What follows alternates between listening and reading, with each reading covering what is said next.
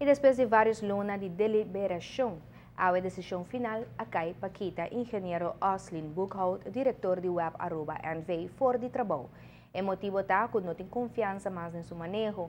Argumento na que atende de hang de web tiene ver con a forma que aplica el hedging y otra decisión robes que atoma costando de compañía Hopi Placa.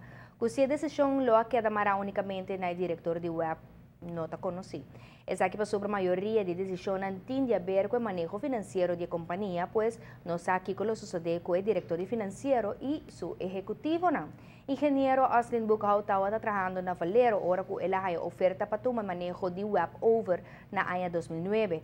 Último tiempo, sin embargo, él ha confrontado varios retos de la compañía, no solamente el hedging de precio de combustible, a salida de desventaja de cliente, ¿no? Pero también el planta de agua y corriente pasa de hobby reto, parte de nan debina e mal decisión tomada a nível de gerência. Web ha bem confrontado mês de problema financeiro sério, de que o consórcio de banco a começar a preocupar.